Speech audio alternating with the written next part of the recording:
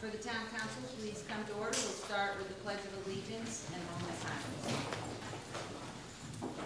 I pledge allegiance To the flag of the United States of America and to the republic for which it stands, one nation, under God, indivisible, with liberty and justice for all.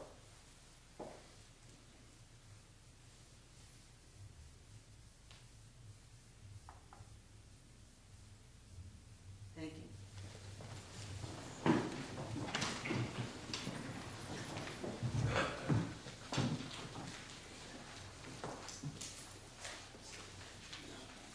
So you'll notice that we had a revised set of minutes, so that should be in there next to your regular minutes.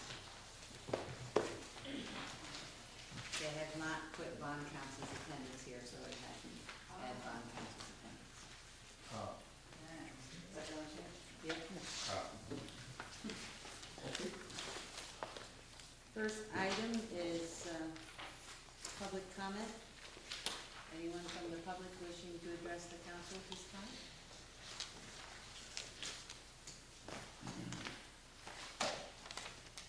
Seeing none, we'll close public comment and move on to approval of prior minutes. So moved with the addition.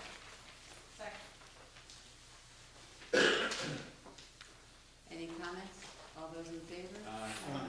Opposed? Abstained?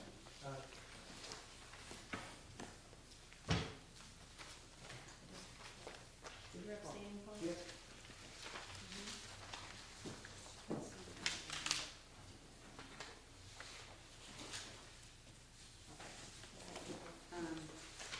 Keith?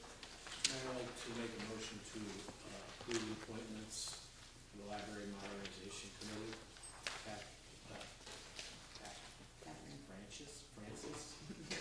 She's the Katie. 6/8/2015 to 11/25/15. Michael Gold, 6/8/2015 to 11/25/2015. Joyce F. Amina, 6/8/2015 to 11/25/2015. Jennifer Klinger LaCava, 6/8/2015 to 11/25/2015. John G. Oxton, 6/8/2015, 11/25/2015. Second. And this is not the final group, we're just still interviewing, so is there anyone here that somebody didn't recognize that we should have come up? Is everybody here? I see Michael Gold, I see Katie Francis, I see Joyce, I see Jack, Jennifer. Oh, there she is, right behind Michael. Would you like to, Jennifer, I think some of the faces aren't recognizing you. Would you just come up and introduce yourself for a quick minute? And we appreciate you volunteering. Hi everyone, Jen LaCava. I've been involved on the board of directors for the Friends of the Library since 1998.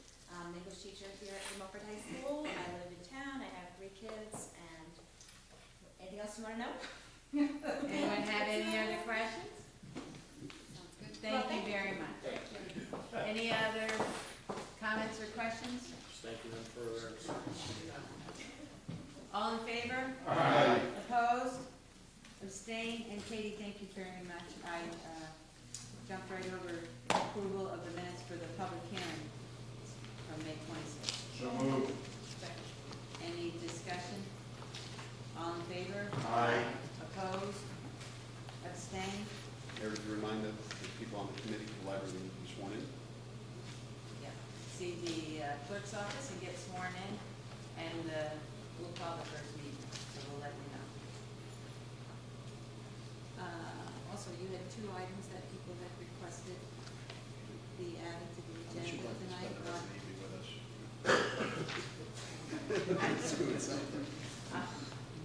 Like to entertain a motion for waiving the rules to add items to the agenda. So moved.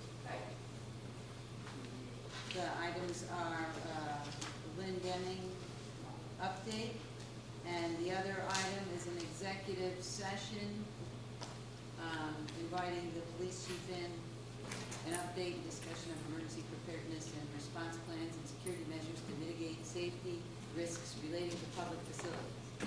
So, all in favor of waiving the rules? Aye. Opposed? Abstained? There's one on the agenda, I don't have any big comments other than if you look on the events calendar, every weekend is packed with things for everyone to do. So, and multiples, so you can go from event to event to event, and it's very good. So we'll start with item 6 for the Munis update. Greg?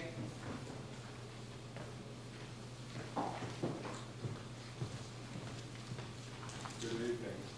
Since I last updated you, what we have done is tied out and loaded the 2015 and 2016 budget, and now that is loaded live, ready to go into Munis. I created and distributed a crosswalk of chart of accounts showing and distributed to the department heads the legacy accounts which they currently use in the AS400 and what the new accounts will be in Munis.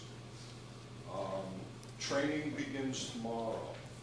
We did a dry run today. Tomorrow's training will be consisting of requisition entry. We'll have 3 classes tomorrow. The 4th one will be Tuesday.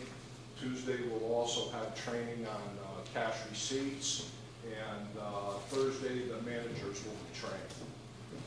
Actually tomorrow the Board of Ed is going live. They will be entering requisitions for the 2016 budget year. They're doing that now because the individuals that are responsible for doing that will be on summer leave. So I wish them well, and I'm sure I'll be getting feedback on that. So we're on target to go live July 1, so fasten your seatbelts, here we go. Any questions?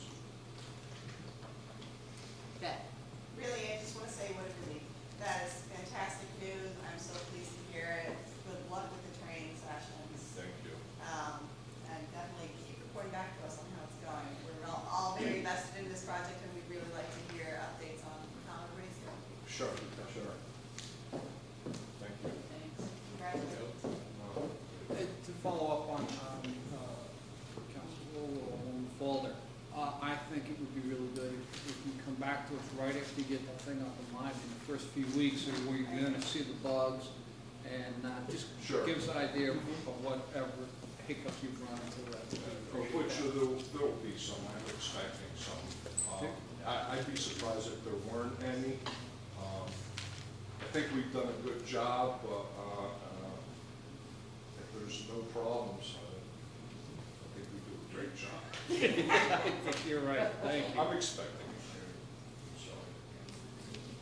I know the mayor is chatting, but I concur with my fellow councilman. I'm very pleased that this has happened. Thank you for putting so much time into this. I know it's it's been a stressful year.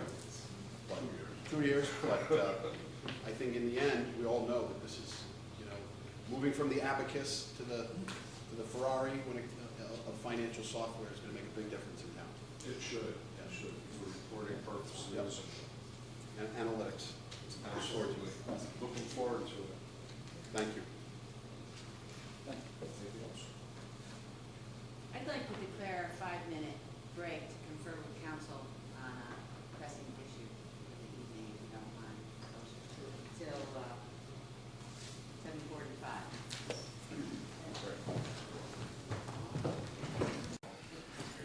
Okay, so we're going to continue. Councilman I'd Dennis. like to request 10 minutes for a caucus.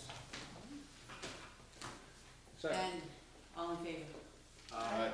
Opposed? Opposed? Thank you. Thank you. So, Munis with finance updates?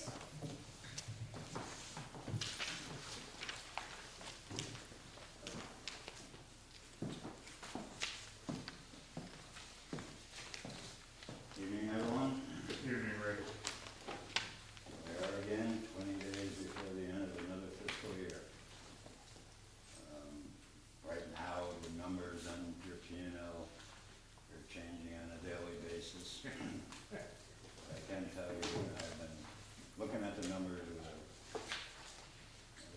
scope now, and I don't really see any large material unfavorable transactions that may occur before June 30th. I would like to call your attention to some pleasant numbers on the tax collections. If you look at the far right-hand corner, all those 100%.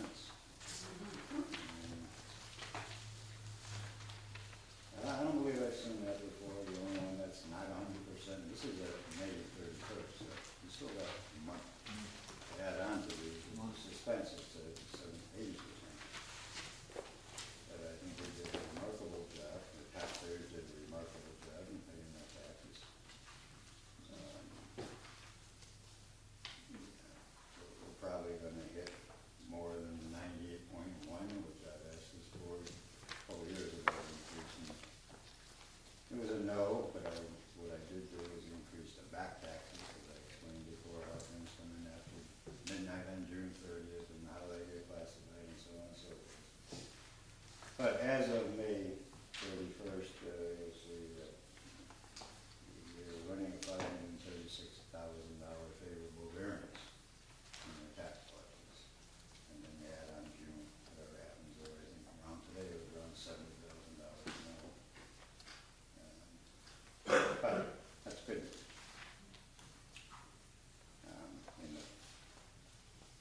In P&L, I don't really see anything that, again, material. I will be coming to you in your next meeting with the final adjustments for the fiscal year end. I don't see them to be numerous either. As my colleague Greg has said, drumbeat has started on Munis. We're ready to go. According to Greg. According to Greg. Okay. I trust him. I trust him.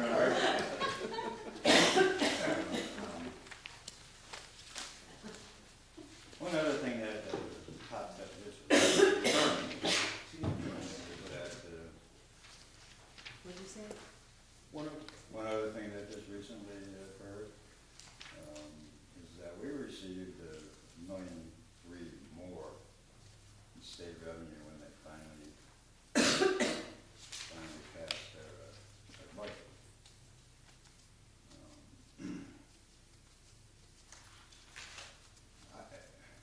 This is something that I've always worried about when, in the past 5, 7, 10 years, the state has been so late in giving us revenues. I've been before this board and said, we don't know what that was the state. This year, they really changed a lot of finagling. I can't really explain it all, not, even though I've read it a few times, how new formulas are going to work, that they would want 0.5% of the sales tax and municipalities, and their dispersion of municipalities and municipalities who are in a COG have all agreed that they get 20% of those revenues, and that the motor vehicle taxes are going to be, the mill rate is going to be capped at 32, we're at 26.75 right at the moment. So, all these kind of things. And when it finally came out, we found the motion received at $1.3 million more than I thought we were going to do. So, right now, there are options available to the town. I think they may be addressed here at a later tonight. But I just got this information Thursday, I believe. It was like that's Wednesday. Rick Hansen talked to the mayor on Thursday, told me that this week on Monday. And brought up some of the options today. Councilman Bass. Thank you, Mayor. Ray, Hold on a thank minute. you for the good news. So Ray, the monies that we've gotten additionally from the state, we were to do nothing with those monies.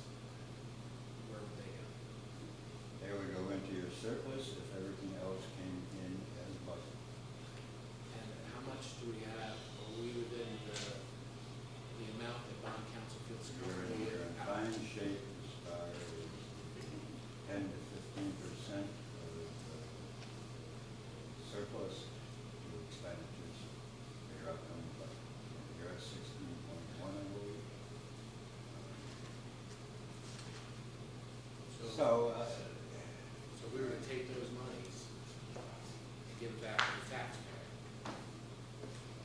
what would we do as far as an increase to our tax for this municipal level? We're gonna give the money back to the taxpayer. or decrease the tax. You've, right now, as the budget was passed, you're asking the taxpayers for a 1.7% tax increase. The $1.3 million would basically eliminate that tax increase and give you $7 tax level. So we have an opportunity to have no tax increase on the taxpayer. You do. How would we go about doing it? Well, it's my understanding with the town attorney that it's not been done before. Randy, would you chime in with some of the potential options? Because it would be great to not have a tax increase and use that. Certainly. As you know, our budget process is controlled by our charter. And our charter prescribes a specific procedure for approving the budget. And it also prescribes procedures and protocol for supplementing appropriations to get more money that was otherwise budgeted. The general statutes say that any municipality is authorized to actually increase its budget after approval by the town meeting or by the referendum, if the case may be, by way of a special town meeting. Our charter doesn't say that. However, the statutory scheme says that the charter could authorize the reduction by way of its expenditure, by way of balancing its revenues with expenditure. If you take a look at the charter provisions, it says that the Board of Finance shall submit the budget that's ultimately submitted to them, and it will be submitted to the voters. There's nothing in it that says that you cannot reduce the budget. You could not reduce the demand for payment. Demand for payment is the tax bill. There's nothing in it that says it cannot be reduced if revenues come in that were unanticipated and not borrowed, that were not considered in the original budget. And the reason for that is because the conclusion is that if those monies come in and they were taxed, those monies would go, that amount was taxed, you're going to have a fall to surplus. And it's kind of a situation that you're taxing people beyond what they had to be taxed. So the bottom line is that I can't tell you how a trial court will take this, but I can tell you that if you do this, you have to do it now. You have to do it by way of a special town meeting, and you have to consult with the Board of Finance. So we would, if the council wants to discuss that as a potential option and schedule it 2 weeks out like a special town meeting, and in the meantime, get an endorsement from the Board of Finance and a vote at the council, and then what would the warning look like? The warning would simply be to reduce the amount of the tax, the actual mill. It would actually not be a mill rate. Would the mill rate get reduced? Would the mill rate? Reduce the mill rate based upon the recommendation of the Board of Finance and based upon unanticipated revenues. Shall the town of New Milford reduce Reduce the taxing. Right. But you have to get Board of Finance approval. Yep. Or overrule the Board of Finance, town council overrule the Board of Finance. But the reality is that this is not 38 cases I looked at today in the last hour. So that's what. And not one of them was this way. One of them, they're all junction actions. Again. Because if the possibility of the option of not having a tax increase is out there, I would like for that. I cannot tell you that a trial judge would approve it. And just who's going to take us to trial? Who knows? But my job is not a policy. My job is And the good part is that with this unanticipated revenue, it changes nobody else's budget. The Board of Ed still gets what they get, the town departments still get what they get, but in this case, the taxpayers would get all the relief. I think that's the only way you can rationalize and justify it under the statutory scheme. I'd like to make that motion. I'll second that. For a special town meeting, Tammy, what's the timeline out?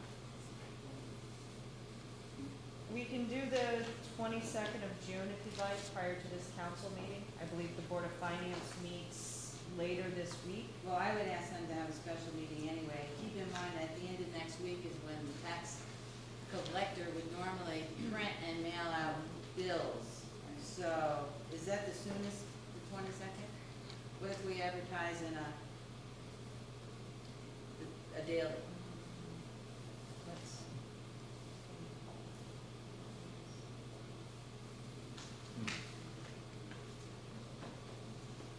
I believe we could do the 17th of June with the June 11th warning and an extremely tight and focused couple of hours with Attorney DeBella tomorrow to draft our warning properly. so, June 17th, if the council wants to discuss that with me, and that may squeeze us in with the tax collector.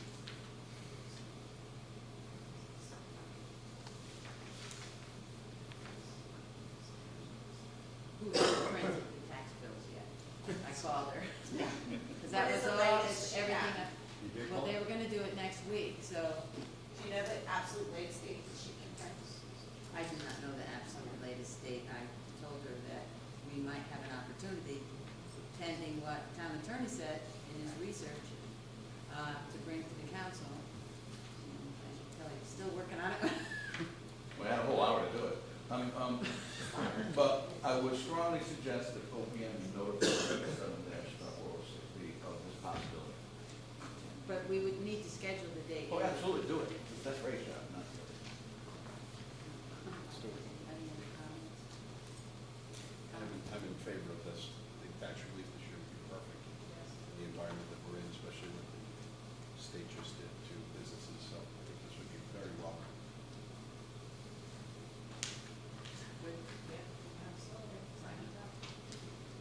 Yeah. So, I need a motion to call special town meeting, some language. So moved. Second. To consider and act upon the tax relief or the possible reduction in the amount of the budget. Taxes. Taxes, I'm sorry, tax, Can you say no rate? Mill rate. Mill rate, I'm sorry, based upon the notification from the state of Connecticut. Is that what happened? That was from the state? Yeah, well, we got our numbers and it was more than what we had budgeted to. So read that back. If you're wanting for a special town meeting, the 17th, To consider, to consider and act upon the potential possibilities of reducing mill rate from via notification of the state of Connecticut. As a result of, I would say as a result of eliminating the tax increase? eliminating the tax increase. Eliminating the municipal tax increase. Calling a special town meeting to discuss the potential of To act and, yeah, to act and vote upon. and vote upon eliminating the tax increase. No, Is it no, not rate no, increase or no, Well, it's gotta say. If it comes out with a 0.2 tax, then. Well, you Yeah, got Okay. mill rate and reducing the mill rate based upon. And that Unexpected anticipated revenue. Anticipated revenues, yeah. Yeah, it won't mess up. Well, I'll find out tomorrow from Nancy. so we're not. If we hold it up, she might have to No, work a because little yes, overtime. Alright, Yeah. alright, so we're gonna do that. Brilliant. Zero. As a result of notification from the state. We can't have a special meeting any sooner. Because we have warning, statute requires certain warning for the town. Did you read that back for the record? To call a special town meeting for June 17th, prior to the town council meeting, to consider and act upon the potential possibility of reducing the mill rate as a result of notification from the state of Connecticut. It's not a potential positive, you're acting on whether or not to reduce the mill rate due to, Unanticipated So, revenue. reduction of the And mill rate. and you need to strike before the town council meeting, because it's not before that, it's on Wednesday the 17th. Oh, that was when they went to for Tuesday. Right. Yeah, okay. Okay. What, sorry? Well, let's get the language and we'll tack the time on. Okay, start it again, while we're all paying attention, because it's important to warn it properly. Motion to have a special town meeting on June 17th at a time to be determined, to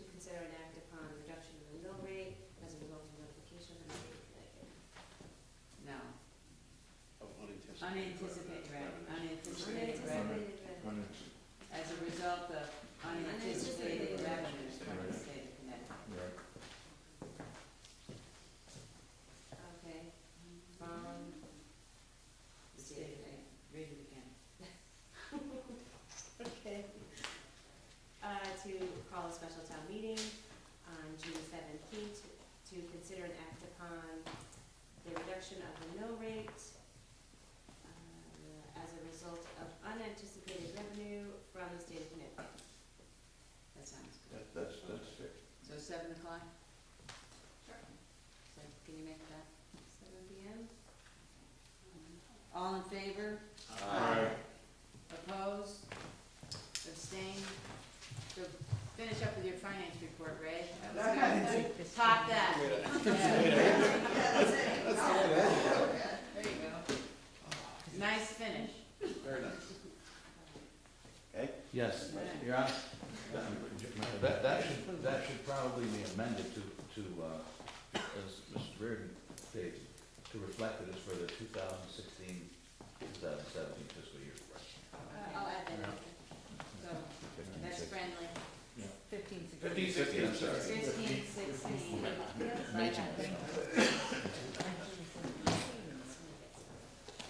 Okay, so we have a general update from the chief of police, and then we have an executive session, as I so stated earlier, that we were adding.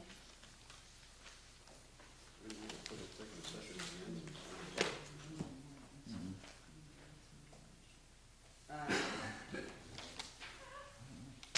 He was gonna do it, you mean save the update for the end? Yeah, well, the executive session maybe for the end. So we Because can- part of this update's gonna roll into that, so I may as well just stick that on the end, the rest aren't too long. Chief, hang on. Well, what about Lynn Deming? Is that gonna take? Why don't you do Lynn Deming? Well, I thought the thought was to put The chief two and at the end? the chief and the executive session at the end, so that people don't have to sit in the hallway. Oh, okay, I missed that. I thought you were Okay. gonna do that now. Yeah, that's what I did. Okay, then we will do the quick update from Public Works with estimations with regard to Reservoir 4 and fueling station. It just says to add those two at the end.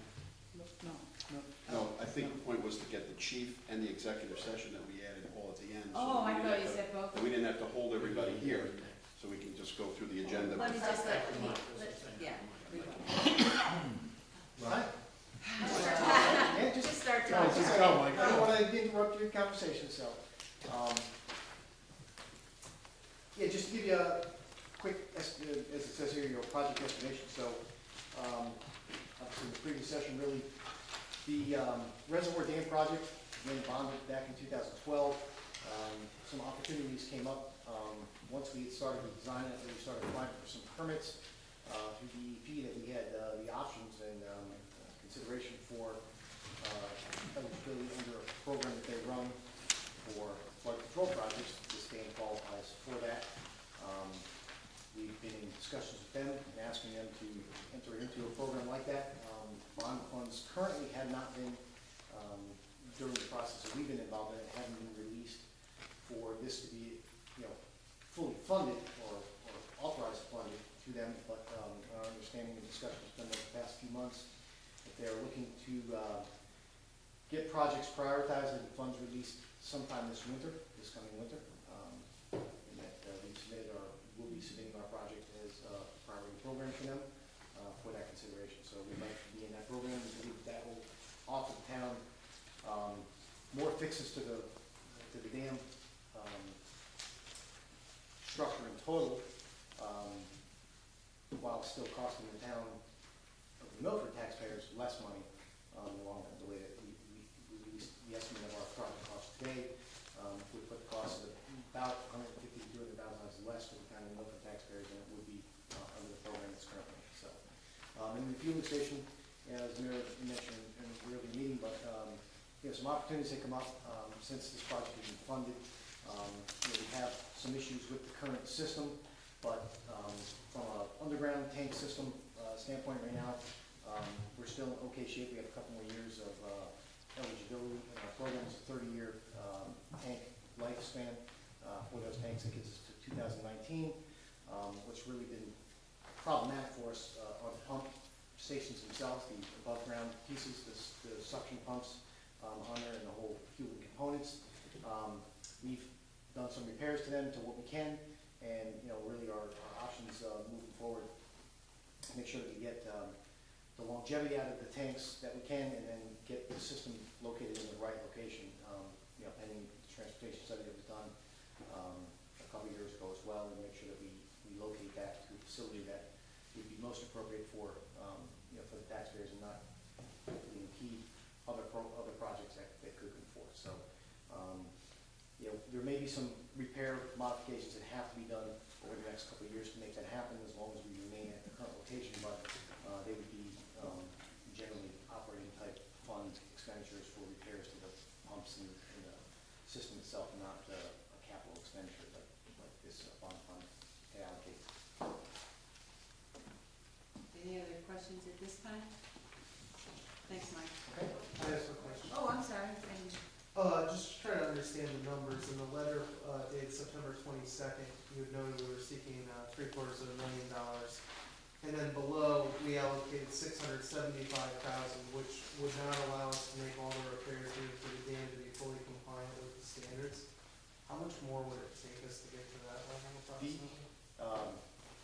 Let me explain what the Yeah. the 675, the allocation we made of 675 doesn't allow us to do the full program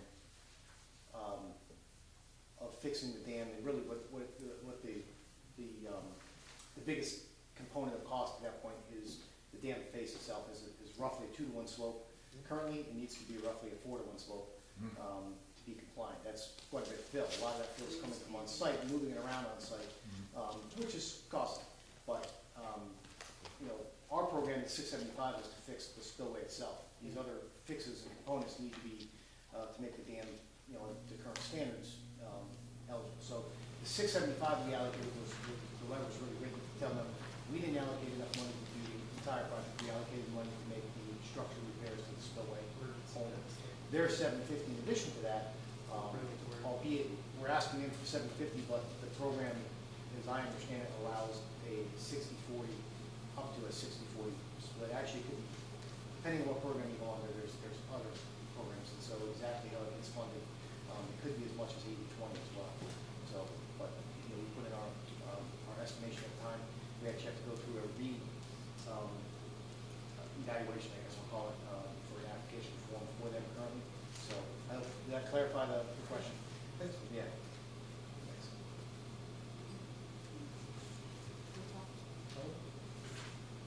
Okay, Okay. thank you very much. Yep. Okay, Ed, earlier we did waive the rules and add an item on update on Glendenning, and we have Tom Beecher and Dan Calhoun here.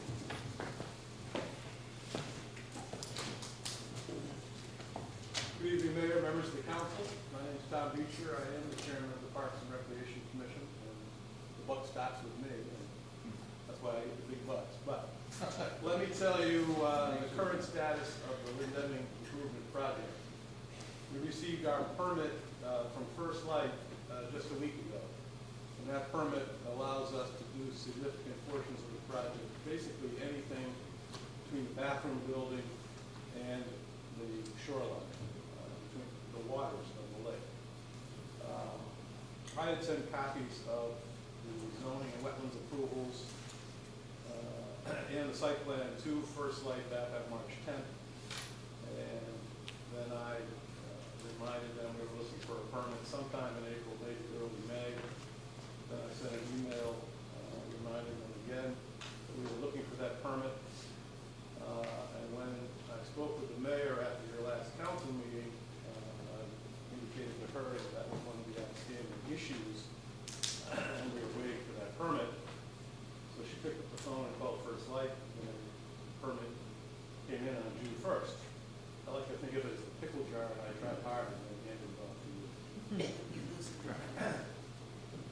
Also, Also in that conversation, I explained to the mayor that while I have some expertise in land use, securing land use approvals, that nobody on the commission, nobody in the staff has any expertise in acting in construction of this project. And that while a number of us have been talking about a clerk of the works or a construction manager for about a year now, no one has actually come forward with any solid names, someone who would fit that bill. So we talked about the fact that we need to advertise for that position as well to move forward at this point.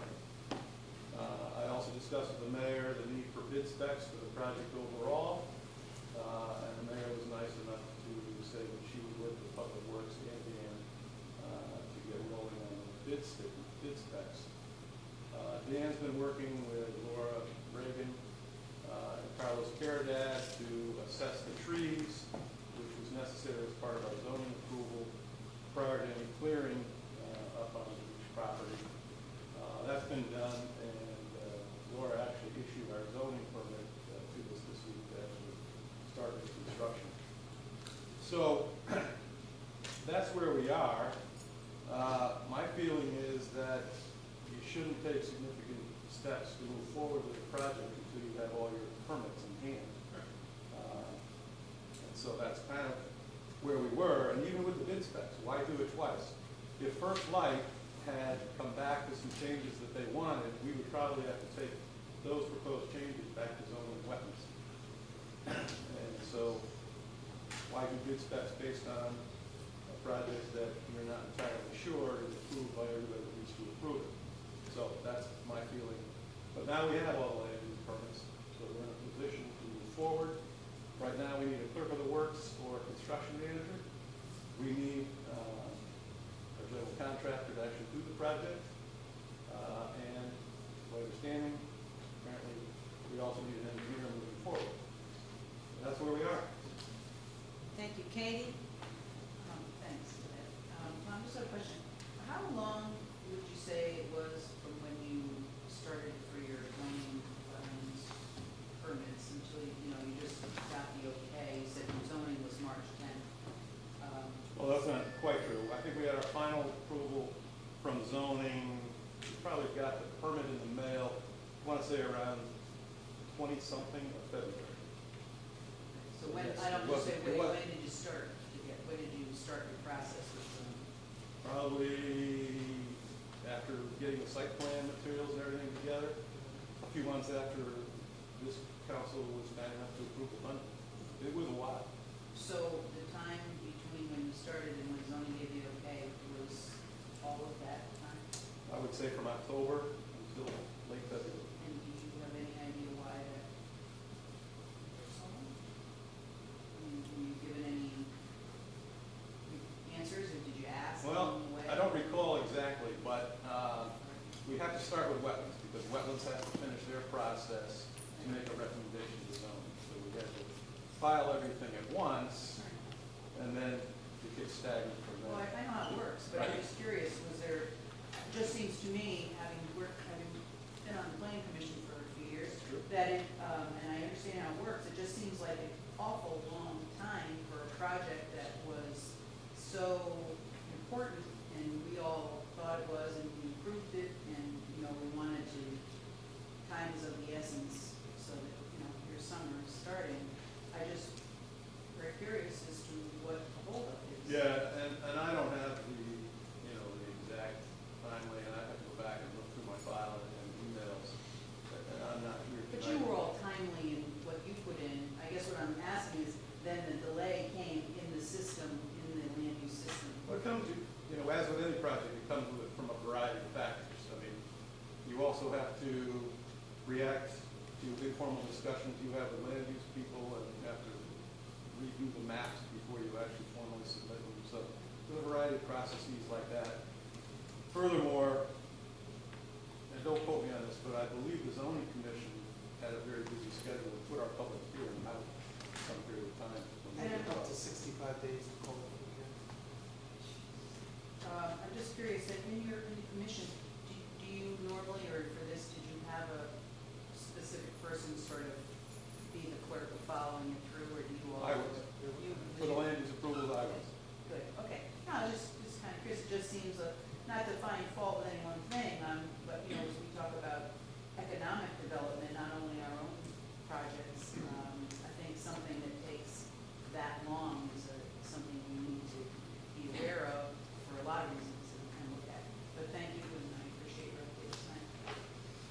speak. Thank you, Mayor. Thank you guys for coming tonight. A couple quick things. First, Mayor, I'd like to thank Councilman Szymanski and his company for helping for free some of the work that's been done during the building, so I personally want to thank you for that. My next question is, when you guys are looking for equipment that works, are we gonna follow the bid process in town, with the RFQ and all that stuff? Is that- Well, we will if that's the assistance that they want. I prefer following a template process. Not all the things. Dan and I will make That's ourselves, very good. we just got the final part. But, you know, we do need assistance. You know, we're willing to do whatever it takes to go to the next level, but neither of us has construction management background. Inter-volunteer. What's that? Inter-volunteer, you have a day job. Yeah. So, I'll work with it. Thank Is you. your pen up? Yes. Thank you. Tom? Thank you, Mayor. You know, I strongly pushed this a couple of years ago, obviously, when the budget came. I think it was a surprise to a lot of folks. I've got to tell you, I'm very disappointed because we were really hoping for what we had mentioned in the motion was to get this thing done, at least a part of this project done for this summer. And, you know, I don't know if everybody across town sees the benefit that town park gives to our town. From a real estate standpoint, if you talk to every realtor in the area, it's one of the top 3 things they show. If you ask some of the people that have moved here the last 10 or 15 years, a lot of the people that I know that could have lived in any one of the towns around here, they said the last stop that they made at the Deming Town Park sealed the deal for us to move to the town of New Milford. Because when you realize the benefit that you get 12 months out of the year, 9 months, you don't need a park pass to get in there. The other 3 months, all you pay is $45 to get access to, hands down, the nicest beach on Candlewood Lake. Town park wise or private community wise. Many of the private communities around this lake have concrete steps that are going in. You know, with stuff that doesn't feel like sand, it's more like mud with a little bit of sand. Okay? The people who use this aren't, you know, the socioeconomic sphere varies there. You get people that are from every socioeconomic stance. A lot of the people that do go there too are the people that don't have any other places to recreate in the summertime. You know, these are folks, some of them can't afford to send their kids to camp. You know, as great and inexpensive as Park and Rec Camp is, these are people that go and really use this lake, and I mean every single day, 5, 6, 7 days a week, for what? 35, 40 cents a day throughout the summer. So I was really hoping that we strongly stressed to try to get this thing done. Now I understand, you know, there's always a process. But from the land use side, it's not like we were trying to reinvent a new park here. It wasn't like we were trying to reinvent a new project. This was an existing project that everybody on every land use board knew exactly how important this was. So no matter how complicated their schedule was, I was hoping that they were going to move this thing a little bit along. So I think the next time I make a motion similar to this, I'm going to have to start showing up at some of those meetings. Or we're going to have to make it a very detailed motion and have certain expectations from our own land use boards. I would really like to see, and I want to back up one more. We knew this project was going to go, and I understand waiting for permits. But I would have hoped that we had had some sort of handful of contractors out there that were ready to bid on this, a couple of people identified for clerk of the work, so that when the permits came through, we were ready to act. What I'm hoping that could now happen is we can find some way to get something started down there to show the public the movement that's going on and what's going to happen. First thing I'm going to suggest is a large full print of the plan posted up down there on the back of the lifeguard stand, maybe over near the bathrooms, so people can start to see, coming soon, so that we can excite some folks here, especially the real estate community. You know, I'd like the real estate community to know that we are in the process of doing this to our town park. We're in the process of putting in ball fields. This creates a buzz here. I'd also like to see if there's anything that can be done down there during the season. I like the small personal kayak ramp area, the playground area, getting some of the trees cut down where the new parking is going to go. It's going to show the public some movement so that it's going to create some excitement for folks. I would hope that, you know, within a couple of months, you can, I know there's a little drainage underneath that playground, but it's something that can be put in, it's not a major area of drainage, where you can get that playground equipment out of storage and get it, you know, get it installed down there. So I'm just gonna encourage you to try to do whatever you can to move some facets of this along, but especially communicating out to the public on what's going on. Please get something up there, because I'm getting questions all the time. You know, people remember it. And that's not a problem. And we hear your suggestion. Generally speaking, if we're bidding out this entire project to somebody, it's gonna have to be done in a certain sequence, including understand drainage. So we may not just be able to clear some trees and throw some playground equipment in and call it a day. I'm just. No, and I agree, I don't mean to make it so. Simplifying, that's not what you said, but you hear. Yeah, I'd like just something as we get this GC up. I mean, I even talked to the guards down there. I know there's been guys looking at trees down there. You know, even things of getting this, just something to move it on, something to get the word out there that we are aggressively putting something forward that people were anticipating for this summer, and try to you know, to try to backstep a little bit and make people aware that this is going on, and we didn't forget, we allocated this money and we're ready to go. So please do the best you can. Thank you. Paul? I have to respectfully disagree with Mr. Esposito. I don't think that starting a portion of the site work is cost effective nor in the best interest of the use of the park during the summer months. To mobilize and do some site work and regrading the cuts and fills required of the playground, I just don't think it's cost effective of these guys trying to meet the budget.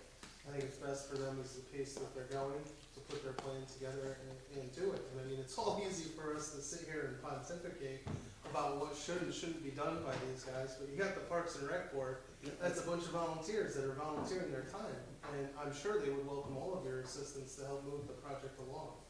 And for one, I'm thankful for Tom's assistance, everyone on the Parks and Rec's assistance, and Dan, I mean, he's a paid employee, but, you know, that guy is one of the best town employees that we have. And Please don't take as anything I said as any personal insult at all.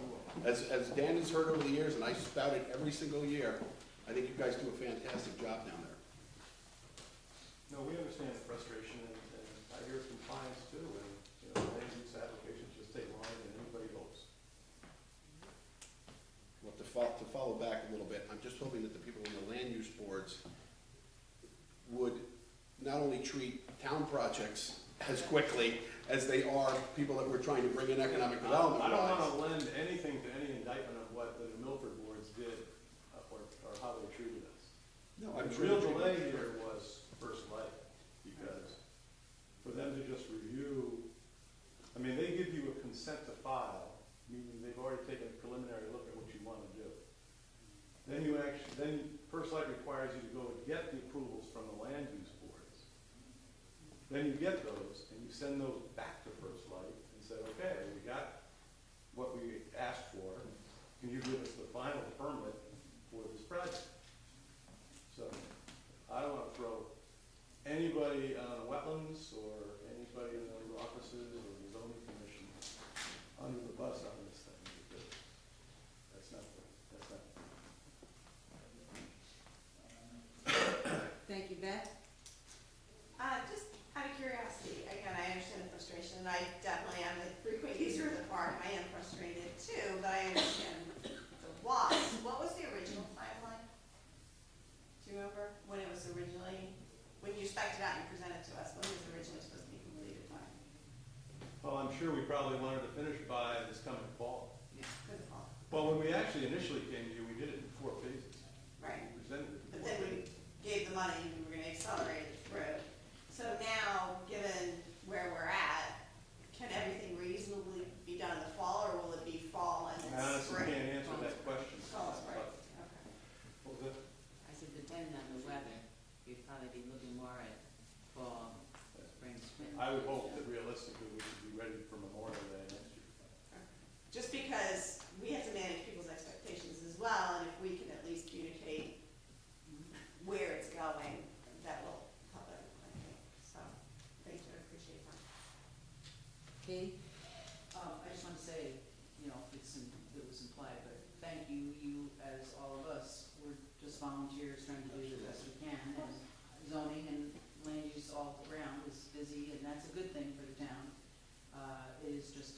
administration. But I also want to say thanks very much to the mayor for getting on the phone with First Light so that, next time ask her right away. That's all, thanks. Any other questions? Thank you, guys. Thank you. Thank you, thanks, have a good night. And we are at Economic number development. 8 with a discussion with regard to different revisions on the tax deferral ordinance for commercial and industrial property. We had sent, we got some of the changes from town attorney, examples from other communities, and then the basic one that we started with. I think I made it up. So we should have all that for discussion. And go ahead, Louise. Okay. Good evening, Mayor, members of the council. Thank you for your time. Before you is the original tax proposal. The principal changes that were made since our last discussion were really in 19-45. They were made by our town attorney in response to some of the comments brought up by the council, but relative to the actual benefit, the standard offer in 1947, that remained unchanged. Really, just the changes were made to make it clear that it was the discretion of the council to offer an incentive and to essentially protect the town in various ways with an agreement. So I've attempted to provide about 10 different examples of programs around the state, just to provide a snapshot. Each one is really different in terms of the range of years, the amounts, and the eligibility. I think it just goes to show that each community can really craft something unique to their own needs and challenges. And I think that's really what we need to do here. Last discussion didn't have any feedback relative to specific amounts or the length of the period, so if there are any comments on that, that would be helpful. But I can say that there are certain limitations which were confirmed with our town attorney that are determined by state statute 1265B. For instance, a benefit can only go up to 7 years as long as the project is at least $3 million or more. So that's really the maximum, but it has to be at least $3 million new investment. So in crafting this, we were also basing it on state statute and what we were legally able to provide.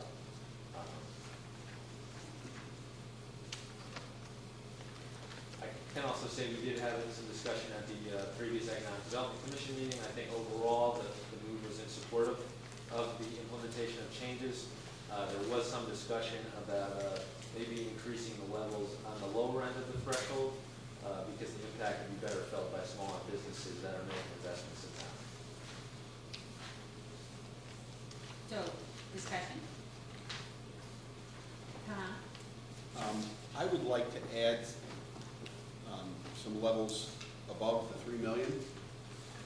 While they may seem a little bit bold, I think it would be good for us to market out to the business community, especially in light of the new tax structure that's coming across.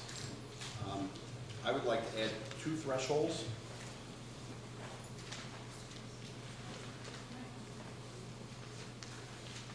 I would like to add a threshold of $50 million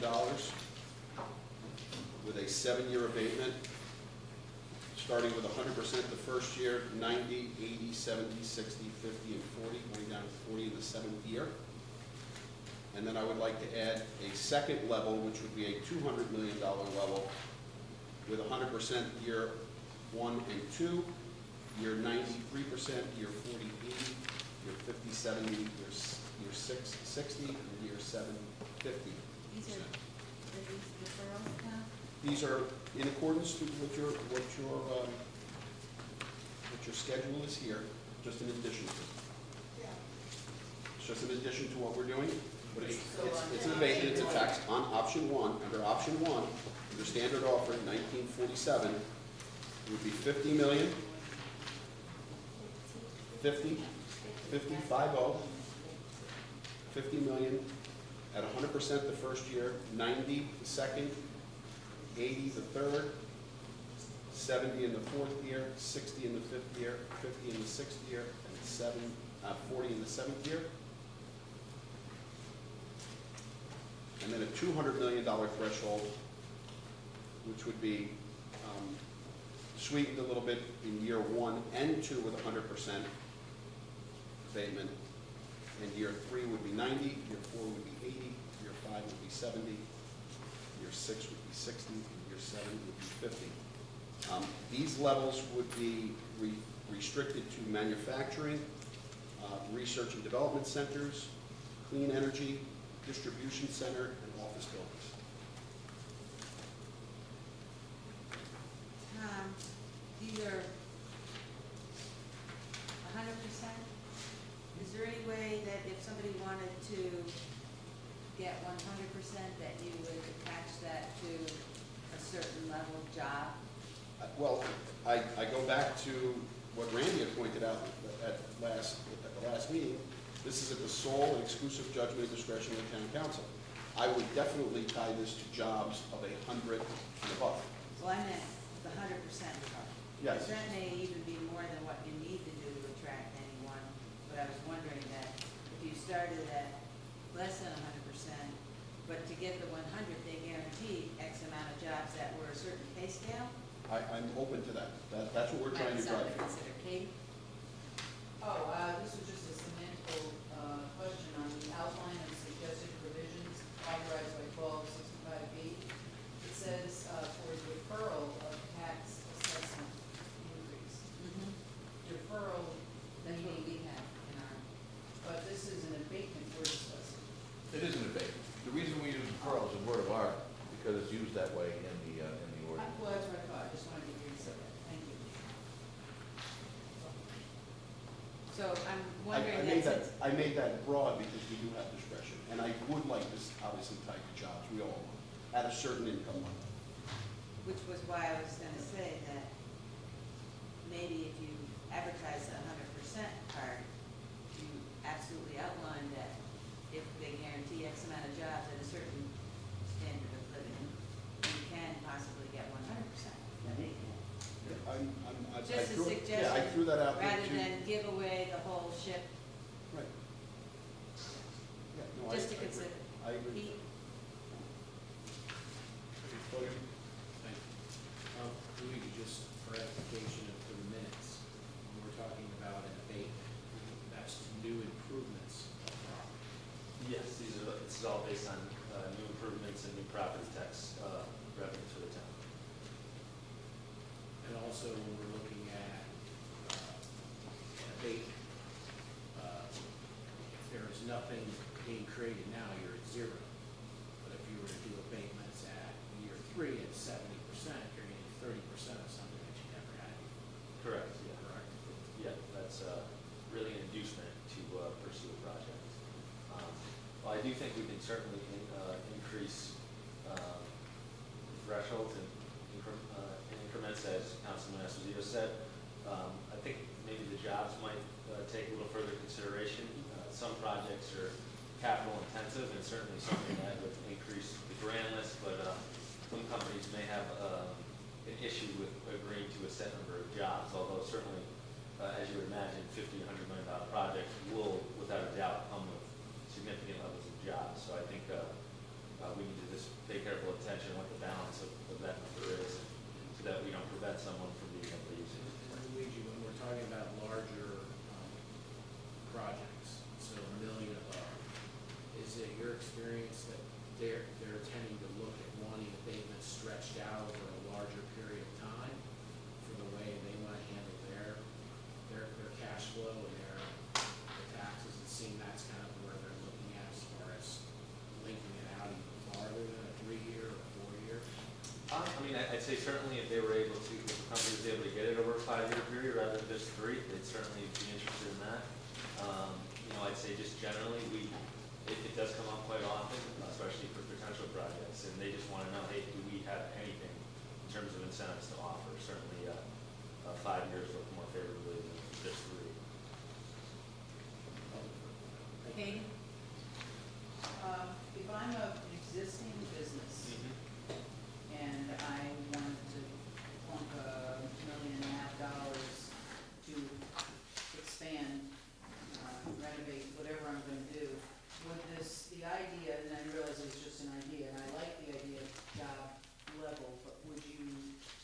make that same requirement for my existing business? I wouldn't distinguish between new or existing, but I would say that there's different opinions by communities. Some have tried to talk jobs. The state obviously does jobs.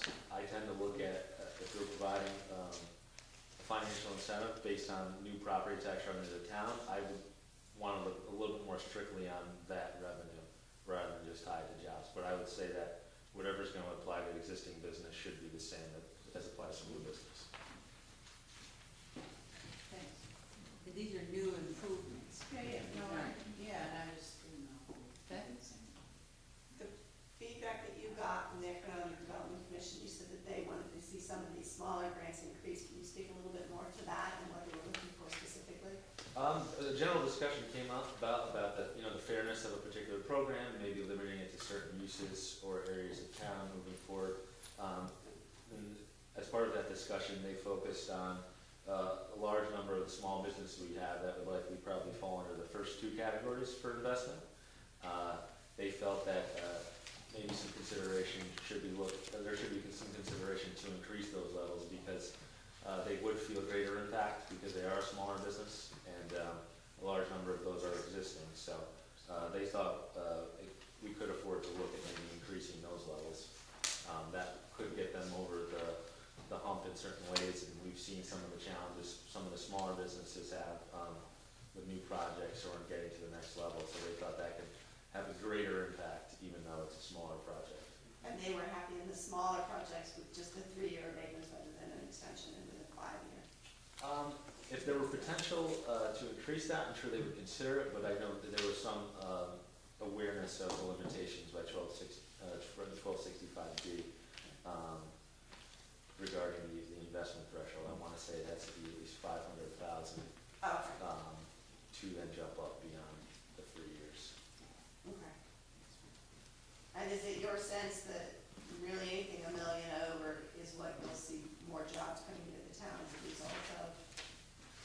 Yeah, I mean, I would say so, but it just depends on the type of company and the type of business they're operating.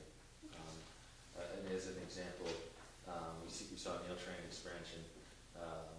That was likely around $1.5 million with, I'd say at least 10 jobs they were committed to providing. So it really varies.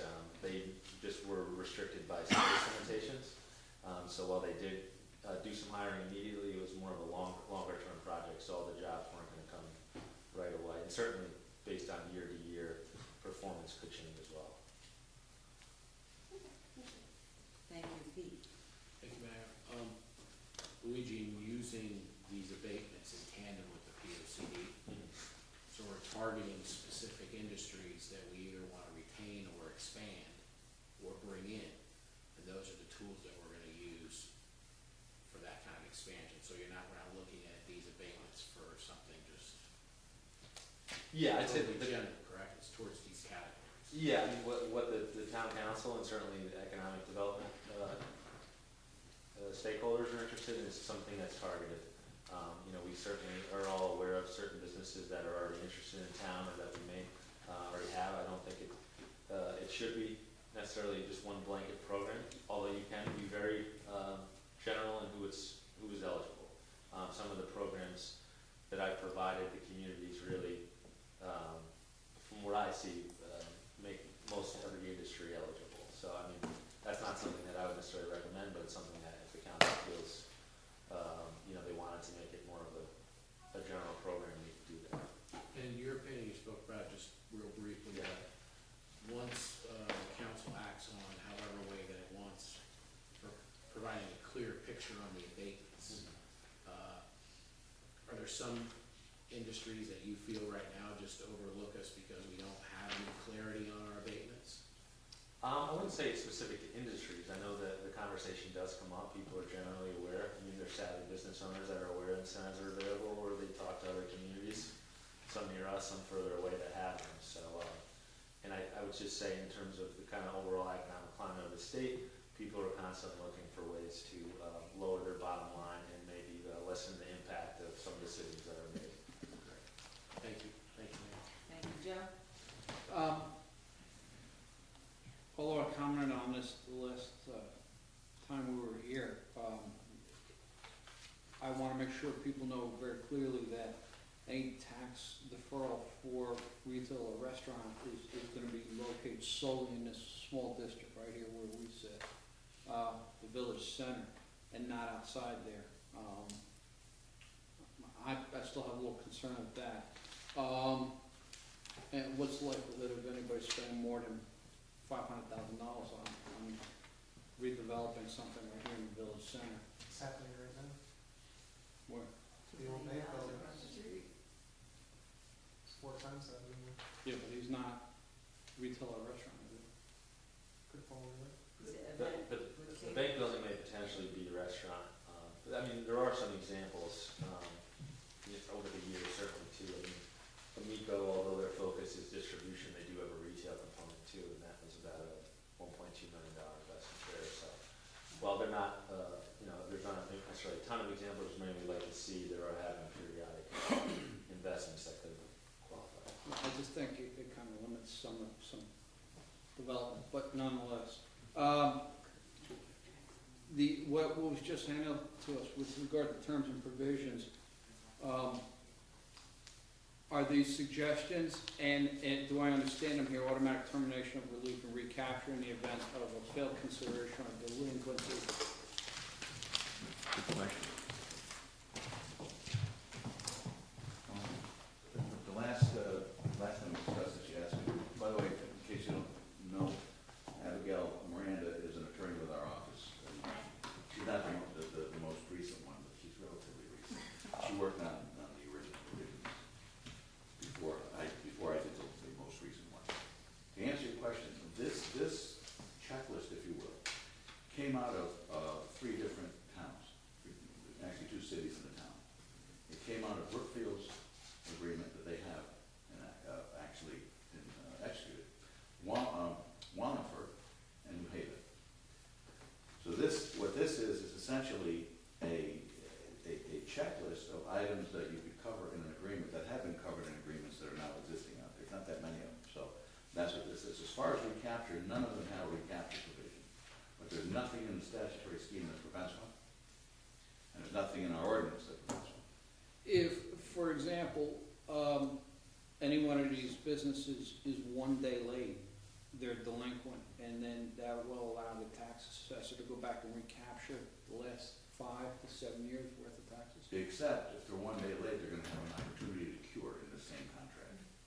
They'll be given notice and an opportunity to cure that default. So, and again, the recapture provision is really up to you. That's a decision that's made by the town council, not the town attorney, not the mayor, not the assessor. It's really based upon the town council, whether or not that's a term or condition that you wanna put in there, or how much of recapture you wanna do. You see, that's an option too. But that's really a policy decision. Do you see the covenant not to appeal often? I've never seen a covenant not to appeal that's been enforced, that has been enforceable. I've never seen, you rarely see them, but I think that could be part and parcel of an agreement. We'll have a severance provision and survivability provision in the contract saying that any term or provision that's determined to be non-lawful will be excised out of it and won't affect the validity of the rest of the agreement. But I think that's important. Yeah, and wouldn't be against public policy. I don't believe it is. I haven't found anything that said it is. There are cases that are a variation of that theme, but not on that point. One of the examples I can give you is there's a healthcare entity in this state that actually has a policy of every town that they're in, they sue. Every one of them, they appeal every one of them, they appeal their taxes. And obviously, if they're gonna do some investment in a facility, and they want the benefit of this deferral arrangement, then you would want that in there. Whether or not it's enforceable is another issue, but you want that in there for that reason. And this is an absolute business practice of theirs. So would the council be able to turn someone's application down? Yes, the language. Because if it's a company that you know to always not pay or appeal, when they find out. Very basic question is, how many tax appeals have you taken in the towns that you're in, and how many towns are you in? We've taken 112 of them. How many towns are you in? 115. So the point is that we put language in there at your instruction, that that the sole and exclusive judgment and discretion rests with the town council as to whether you get a grant. Sole and exclusive means that it's not subject to second guess. I think I already, it's kind of segue into my question. So each one of these abatements would be individual and unique in Yes. what it does. Excellent. There's no one size fits all. That's the point. And these are the topics, Right. but not one size is not. So then we can, within these abatements, craft whatever we want. Sure. Council for these specific abatements. Anything you can negotiate within reason, obviously. Right. If you take a look at the ones that I looked at, Long Island, Freeman Haven, and Brookfield, there's three different towns, really different towns. I mean, New Haven's totally different from Brookfield. And you can tell.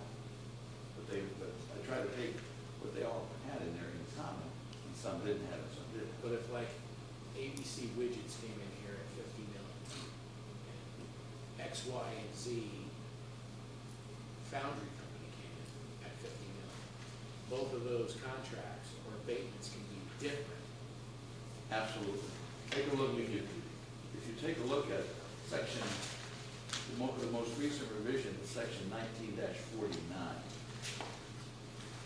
The provisions of this section 19-49 and on such other terms and conditions that the town council shall determine and require in its sole discretion. That means on an ad hoc basis.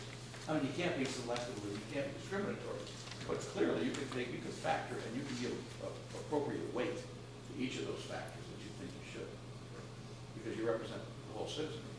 You see, you're speaking for them. That's why that's why I thought it should be in there in that particular waiver. Thank you. Thank you. Katie?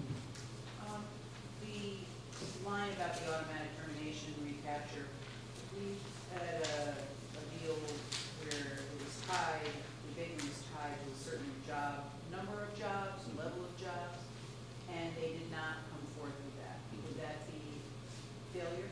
I think you could depend on how you craft it within the But it instrument. could be. Could be. Right, okay. You can actually state that.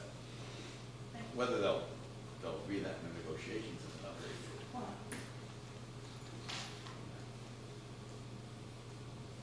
More questions? Tom? To go back to my original request to add these levels, the reason I put it out there so broadly is because what you answered originally and what is right here. This is at the sole discretion and exclusive judgment of the town council. So we could fashion, if we, in my opinion, if we add too many different criteria, we are reducing the amount of people that we're going to be exposed to. I think if we keep it very broad, if people come in and they show us their business plan, and it's a $50 million investment, and there's only, it's a server farm, and there's only 10 employees. Well, we can make that adjustment at 50 million to 70 or 60 the first year and do it at our discretion. But if they're coming in here at $50 million and there's 100 employees, we're going to have a lot more discretion. I just don't think we should advertise. The only way you're going to get to 50 or a $200 million threshold and 100% is you need to provide this many jobs. I think you're shrinking, you're shrinking the net that we're trying to cast here. I envision this to say it simply to people on the street. This is like fishing. You put a small bait out there, you're going to catch a small fish. Put a huge bait out there, we're going to catch a big fish. We don't know what kind of fish is going to bite on the bait, but we want somebody to bite. And especially now, the environment that was just created, I think this is a tool, especially if we make this bold statement, it gives Luigi and you, the commission, corporation, something bold, a bold stroke. Flexible, but it gives us a bold stroke, which I haven't seen in anything else that we've read. I haven't seen a threshold like this in any other abatement that's this aggressive. And it's worth a chance. Well, Attorney Moran, I think she can comment on that concerning the grid, concerning the schedule. Right, as it's written now on that second line there, this chart lays out the entitlement to receive a minimum abatement offer. If you wanted to cast a big net, perhaps we can change that to a maximum abatement offer so that it could be bargained down as opposed to bargained up. So you could put in the grid instead of saying 100, you could say up to. Right. Okay. Up to 100. Right, Right. exactly. And that gives you the Because as it's flexibility. laid now, it's a minimum, so. Oh, yeah, I missed that. You're right. And to dovetail with that, Yeah. Right, unless you give me that one. That's the point. Right. And the dovetail with that, if you go back to 19-45, page 1, what we added at sub D, E, and F is that, particularly E, when you talk about what Tom was just talking about, it is up to the town council to determine that it is in the best interest of the town of New Milford to grant a benefit to any particular applicant. After that, but the conclusory language on that is the determination to grant or deny benefits authorized by this ordinance shall, mandatory, shall be in, again, the sole judgment and discretion of the town council. We can't be more definitive on that. And that means that all these factors are yours to weigh. That's what this is designed to do. And I think that dovetails nicely with that maximum. Yeah, up to. Yeah? So then to dovetail on that as well, and based upon the comments from the Region Economic Development Commission, if we're gonna change that to a maximum, we probably should raise the rates on the smaller criteria as well, because that's the maximum they can receive, so I don't wanna limit them. Yeah, I agree with you. It's just the discretion. After that is done. I disagree. Why would we want to cap what someone can apply for? Say someone's going to say, you know what, I have this new thing, I'm investing $1 million, we're going to bring 100 jobs, it pays $200,000 each per year. We're going to say, oh, well, your maximum is this. Why would we limit? Can we change the language so it's maximum or at the discretion of council? So you have a Okay, flex. say up to. Use the. Why would we? Actually, all you can say is you can actually match everything else and say at the discretion of the council. Yeah. Right, why So would it's we Let's want just that? remove maximum or minimum. Yeah. Can you just remove both? In the, I would say if Paul's point is that you want enough flexibility at Tom's point to be able to deal with a $150 million investment who comes in and says, I have 200 jobs. So the maximum for that is going to be what you can negotiate and what you think is in the best interest at that point. And if you're going to do it at all, I would say you don't put a cap on it, right? Because you already have a 7-year limitation anyway. You already have a recapture provision if you're going to do that. You know, so that's up to you. Sorry. Paul? Luigi, a couple more questions. In speaking with small businesses that are considering coming into town, do you think the percentages that we're offering are even appealing to them?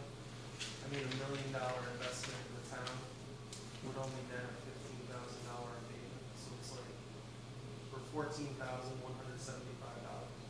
So if someone's getting a 1.42% break on $1 million investment, do you think that's a tool in your toolbox that's really going to get someone to choose New Milford in a geographically remote location in comparison to the other towns that you're competing with to somehow want to come to New Milford?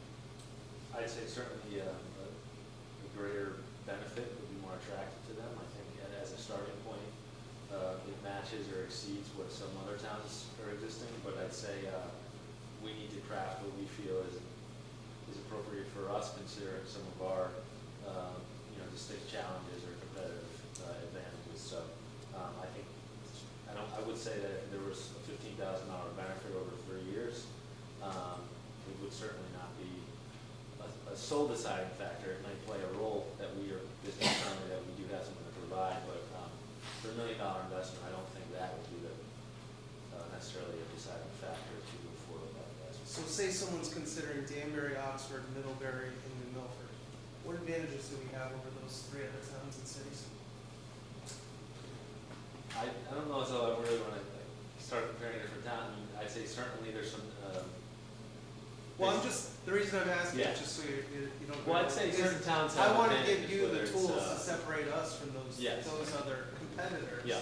And I so think you can say, all right, we got this program, we got this idea, we got this program where this is our land use process, this is our permit fees, this is our building permit fees we reduced, this is the tax abatement. I think this is the first step of many. Mhm. Yeah, I mean, I'd say certainly transportation, we are not necessarily on a major interstate, so we're overcoming certain things on projects right off the get-go. Some towns do have more industrial land available than us, or that is ready for development. So, those are things that we need to consider when crafting this. I would agree. Katie? Is your concern when you're talking, because when Paul puts it into actual numbers, Yes. if it's my $1 million, I got, say, 15 grand isn't really gonna get my interest. Is it the concern for just the loss of the other side of it being the town losing the tax? Because if you don't interest me enough to wanna come here, you're not gonna get anything. So, I mean, it's a loss for us. But my real question is, what level do you see that we really, you know who's asking about us, who's looking, not looking? What is the level we ought to really be concentrating on? Is it the 3 million? Is it the $500,000? Is it the $100,000 for the existing business? What I'd do you say, see? I mean, in terms of the growth we've seen, most of it's gonna be with projects that are below the $3 million range that I've worked with. If they're smaller growing businesses, But those are the people that are coming, or you see that are feeling out what we have to offer? those are both existing businesses that are looking to see if they should expand here, or if they're looking for space, or if they're looking to. They're under the 3 million. From my experience, typically, if especially with expansion. And at $3 million with the 50%, what did you say that would come to in real dollars out of somebody's? A little under 40,000. $40,000. Yeah. I think when this was crafted, there was certainly consideration for, the town's finances and not giving away too much. There was also consideration with some of what was available from other towns, and this, may not be as aggressive as it could be, but it seems to be a bit more lucrative than what's available. That doesn't necessarily mean that's completely commensurate with some of the disadvantages we're dealing with. It just seems if you up the advantage to me to spend my $3 million, and I do that, other companies would see that. I mean, that's a significant investment Yes. in your new or existing. I don't know that 50 grand would really make a big deal to me. And I think that's a fair point. I mean, we are looking at all new investment, so once it is being taxed and it's in existence, it's gonna be something that's obviously beyond the 3-year, 5-year benefit or 7 years. Yes. It'll be, for decades to come, you will receive the benefit. Well, I don't have the 3 million, so I have to worry about Yeah. that. Just wondered. Tom? Thank you, Mayor. To Paul's point and to Katie's point, to create a level of flexibility with this, which is written into the document, is there a way that we can promote this with more flexibility than the numbers that are actually on the page? Meaning, to Paul's point earlier, small business comes in here, we don't know what it could be, but if it's a $500,000 to a $900,000 project, and they just so happen to have a need for 100 people, at whatever that number is, well, that abatement should go up. Yeah. And pretty dramatic. If it's $1 million to $1.5 million, once again, it's a server farm and there's 4 employees just checking on the servers and making sure the room is cool. Yeah. I can understand that, an abatement like this, but is there a way that we can craft this that? Some towns have done up to, they have ranged. I do think the minimum abatement's necessary though, because when someone's projecting a benefit, I mean, if you give a range of 30 or 60%, now, a business owner that's making projections conservatively, and I don't know until it's passed what you're gonna offer, I'm not gonna, use the 60%. You're gonna use the 30? Yeah, so I would say if there's some consideration for that, maybe we should increase the minimum benefit, but still have that range, but I think that's why that's important. Yeah, I mean, from an advertising and promotional standpoint, I would like to see a wider range so that we're casting a wide net. Mm-hmm. And like I said, if you show up with $1 million improvement and you hire 100 people, and one of the towns that seemed to do that, from what I've seen, was Seymour, in terms of the incentive package that they offered. They had more flexibility in ranges. So we can put this on again at the next meeting if we want to. Yeah, give us a chance to look through the other. Yeah, I think that would be great. I think it needs a lot more additional consideration. And if you remember, I think the POCD is online. You could look at some of the targeted areas from in case your memory doesn't serve you like mine keeps bleeping out, on areas that you want to make sure you're trying to attract those businesses where you want them to go. I think we can all see the need for this targeted abatement. this is necessary. Yeah, to The- create. to specific area. Luigi, would you be able to, is Newtown in here? Newtown was it? Just want to make sure Newtown was in there. Okay.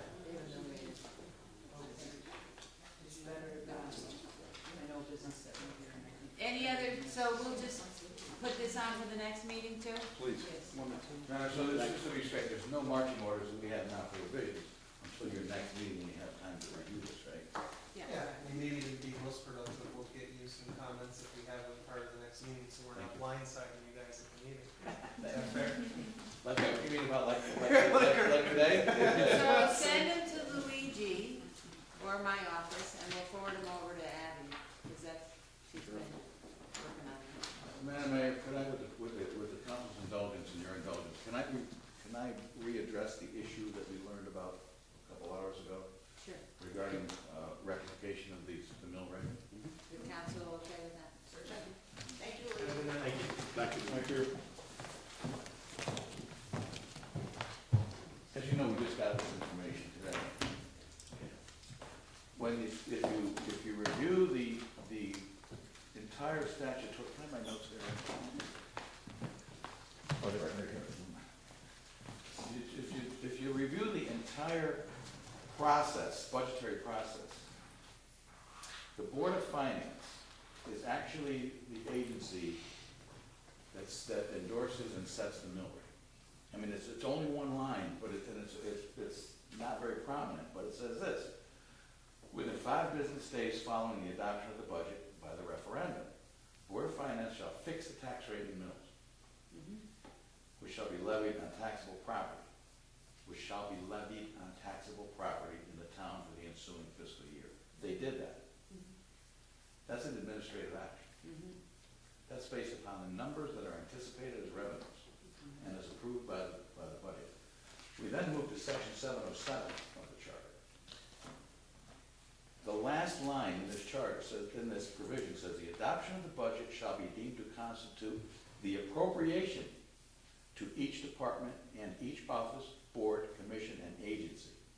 It does not say shall be deemed to constitute the revenue streams. We then go to section 710. There's a one line within the middle of it. That's one of the longest sections in the charter. It says, the director of finance shall prescribe the manner in which persons receiving money on, no, that's not it. Payment of all, no, that is it. Receiving money on behalf of the town shall transfer the same to the director of finance. The director of finance shall prescribe the manner in which person receiving money on behalf of the town. Where he's receiving money on behalf of the town from the state of Connecticut. I believe that these charter provisions, when read in full and read with the following: no expenditure or commitment to make any expenditure shall be made by any officer unless the appropriation have been made. I think this authorizes this to be an administrative act. Yeah, because we have no appropriations for that additional $1.2 million. That's right. It's not a legislative action. So it's administrative too. I believe the stronger opinion is that this is a ministerial act, and it's not a legislative act. So I think it can be done by the Director of Finance in cooperation with the Board of Finance. The Board of Finance will have to issue a corrected mill rate, because under section 706, Yes. they're the only entity authorized to set the mill rate. That's how I believe this should be done. I'm stronger with So- that opinion, and again, none of this has been tested, none of this has been court tested. But I believe that opinion makes a lot more sense, because you're not touching the budget. So the Board of Finance is Wednesday? Is that Wednesday? I believe they are. You understand the rationale? Yeah. Right. I'm much more comfortable with that analysis than I am with giving a legislative body something that it doesn't have real jurisdiction over. So we wouldn't need OPM then either? Well, It's administrative. Ray wants to check with OPM tomorrow. I'm not worried about OPM. Here's why.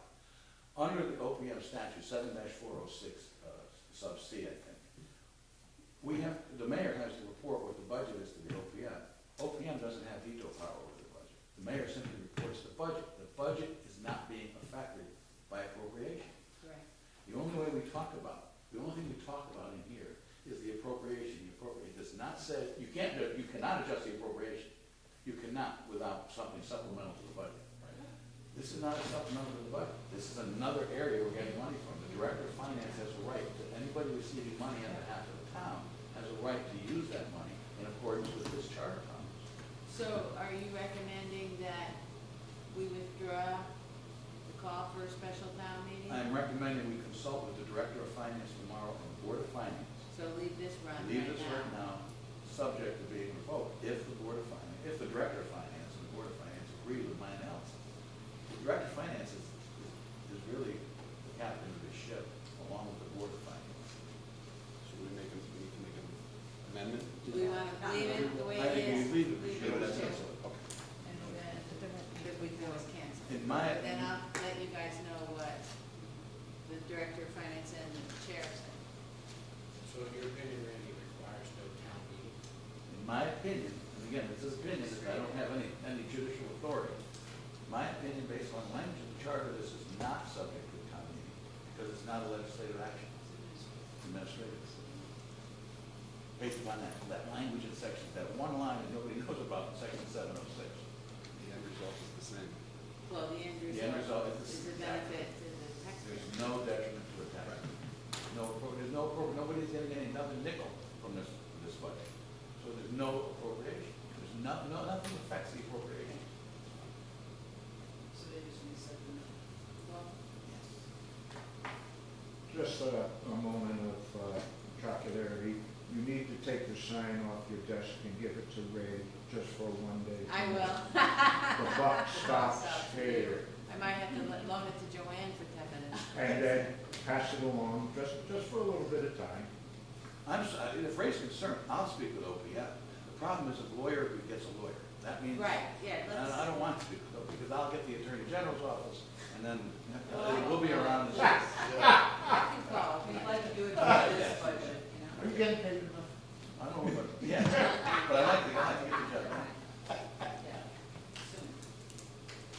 I think that I'm much more So, comfortable with that legal you opinion. find out, and then I'll let you guys know what happens tomorrow.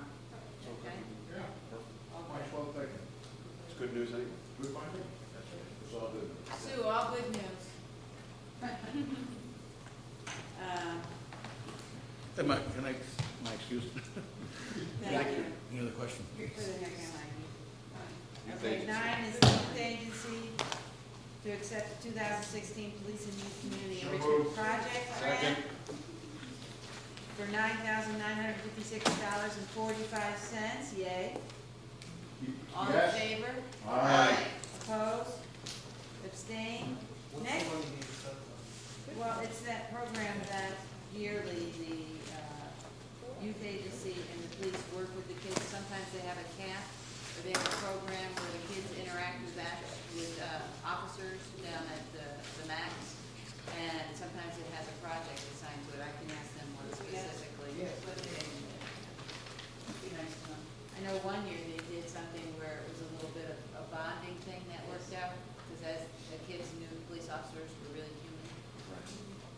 Yeah, it'd be good to know, so that we could, really know how these grants And it- assisting town as opposed to just make a quick motion. Yeah, absolutely. Chief, you're up for an update.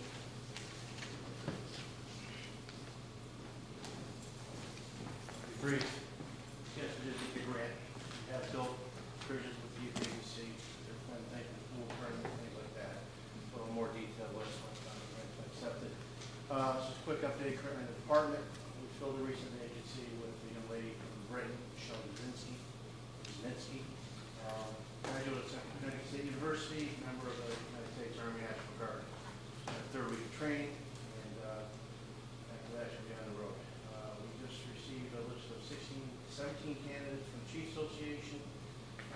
Two are probably going to reach the next level of polygraph psychological exam, so we'll be putting 2 more of our vacancies within the next 4 weeks. At this point in our time of the year, we just reached 27,650 calls for service. So we're on our way to a little over 60, up from 35,000 5 years ago. So we're busier. Right now, the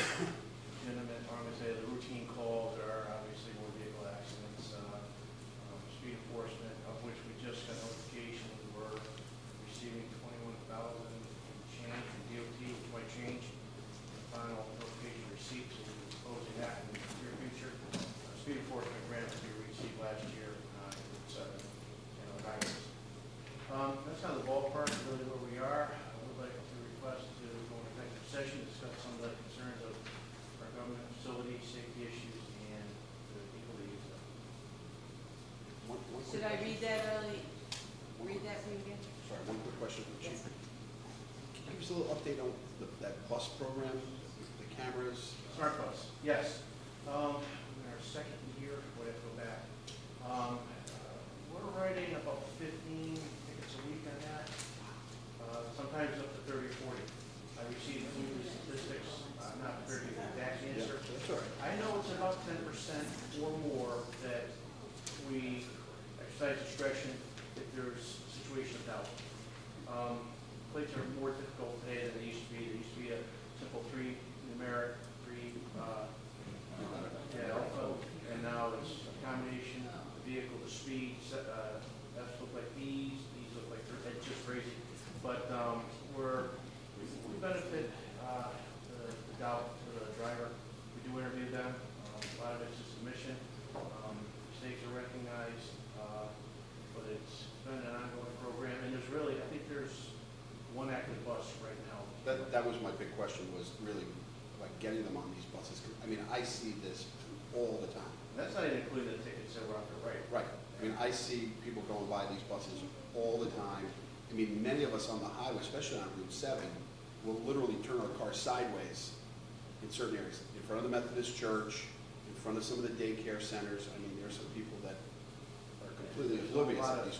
Misconception, and we've worked with the newspaper for public education, the visual barrier, the divided highway situation, and it's unfortunate, it's tired. I would love to see it on more buses, but thank you for the update. How's the distracted driving program going? That exhausted. Yes, and how did it go? 600 and some odd tickets. 600. 600? I have to double check the figures on Will that. it come back again? Yes. Will it come? Yes, we were identified by Department of Motor Vehicles, Department of Transportation, excuse me, as the lead example based on our initiative and our outcome pursuant to number of tickets issued and hours worked. It was kind of incredible that we were New Milford. But I got to double check that final figure. I know we were up over 860 some odd in the first wave of the Rural Streets Initiative, but the texting and driving, we're a little bit less, way less time. Good, thank you. Beth?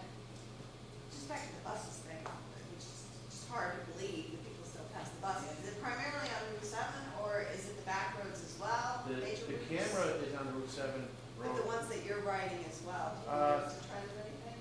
Well, the bus drivers can supply a sworn statement to any eyewitness account, and we do enforce it there. But our eyewitness account of our own officers is in the area of Route 7 because it's really the most, it's, yeah, 54,000 cars.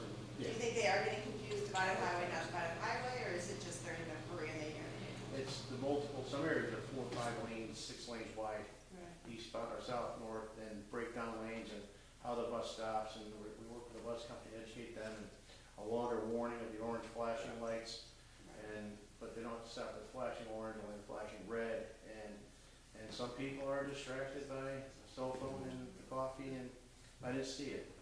And the red doesn't come on until the door's open.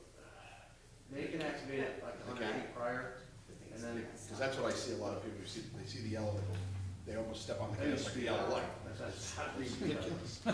We work in a more of a, and we're again gonna put some more information out with the press on that. Joe? I was gonna comment, I'm floored by the stats on the passing school buses. I mean, It is amazing. And my sergeant that gave me gives me my weekly updates was out on Friday, and in fact, we wrote, 9 this evening, based on today's report. In one day, hopefully? They were issued 9 based on the download. We get an automatic download. And it's basically grown into a program where it's completely electronic. Statements received, small video profile, it's received us in a computer download. Everything's all just reduced to an infraction and then electronically delivered to the. And that's just from one bus? Just from the bus? Morning and the evening? We're really identifying more of a between 2 in the afternoon to 4 in the afternoon versus in the morning. Yeah, because so everybody's following the bus, knows what happened.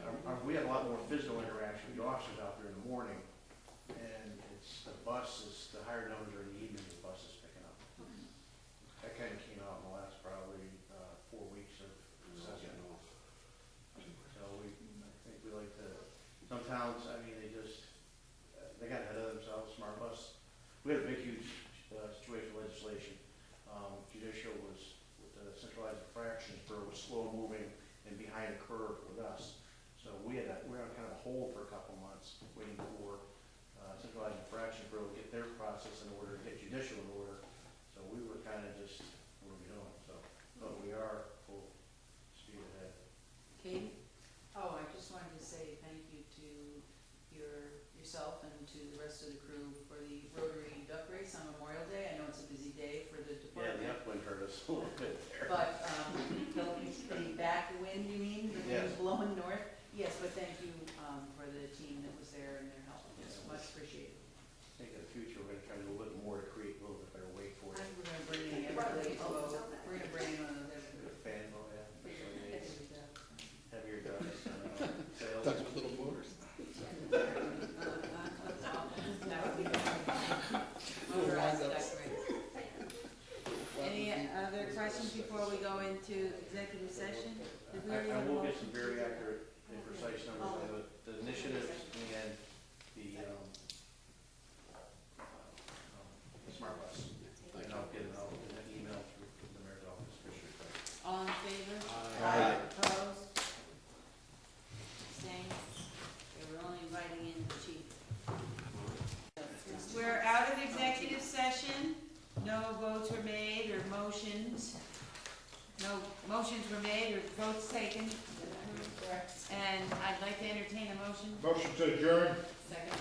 All in favor? Aye. Opposed? Abstained? Thank you, everyone.